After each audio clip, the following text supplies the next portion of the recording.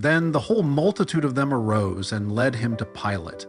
And they began to accuse him, saying, "We found this fellow perverting the nation, and forbidding to pay taxes to Caesar, saying that he himself is Christ, a king." Then Pilate asked him, saying, "Are you the king of the Jews?"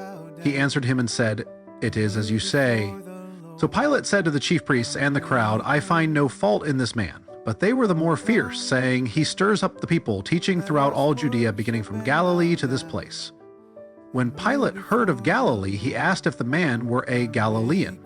And as soon as he knew that he belonged to Herod's jurisdiction, he sent him to Herod, who was also in Jerusalem at that time. Now when Herod saw Jesus, he was exceedingly glad, for he had desired for a long time to see him, because he had heard many things about him, and he hoped to see some miracle done by him. Then he questioned him with many words, but he answered him nothing. And the chief priests and scribes stood and vehemently accused him. Then Herod, with his men of war, treated him with contempt and mocked him, arrayed him in a gorgeous robe, and sent him back to Pilate.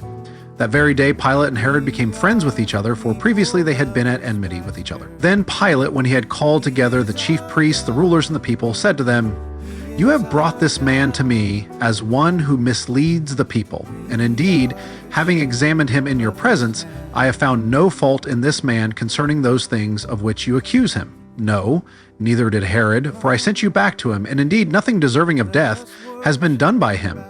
I will therefore chastise him and release him, for it was necessary for him to release one to them at the feast." And they all cried out at once, saying, "Away with this man, and release to us Barabbas, who had been thrown into prison for a certain rebellion made in the city and for murder."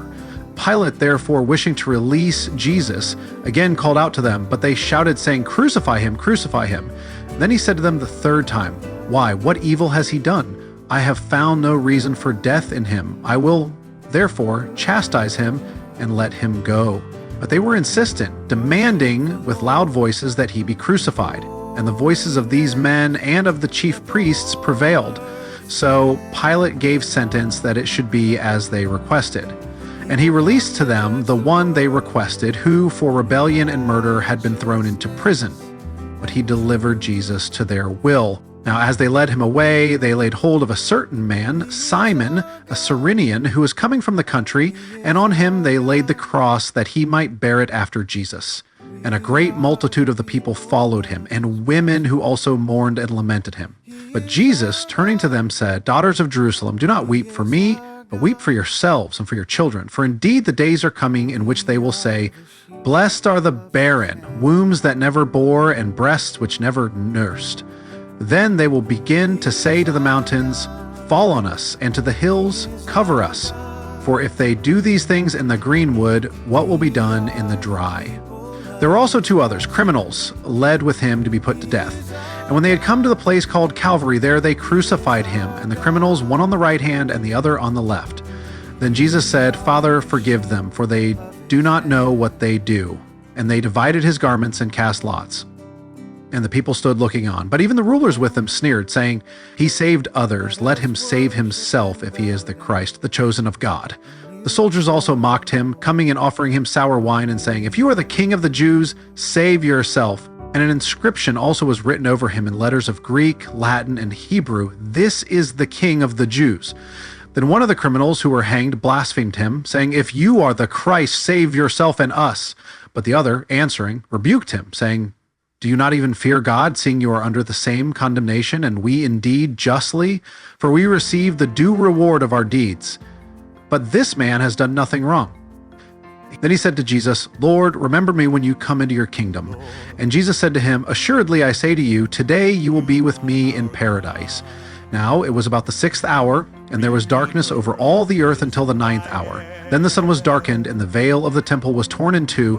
And when Jesus had cried out with a loud voice, he said, "Father, into your hands I commit my spirit." Having said this, he breathed his last. So when the centurion saw what had happened, he glorified God, saying, "Certainly this was a righteous man."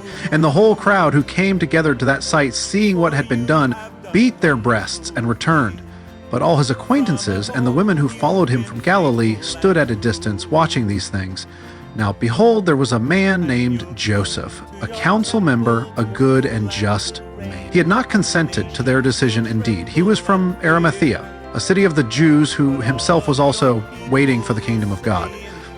This man went to Pilate and asked for the body of Jesus. Then he took it down, wrapped it in linen, and laid it in a tomb that was hewn out of the rock where no one had ever lain before. That day was the preparation, and the Sabbath drew near. And the women who had come with him from Galilee followed after, and they observed the tomb and how his body was laid. Then they returned and prepared spices and fragrant oils, and they rested on the Sabbath according to the commandment. Very soon he will appear. He's the beginning, and he has no end. Every word he has spoken he'll do. For his name it is faithful and true. And he'll come to his temple to rule and to reign, and the nations will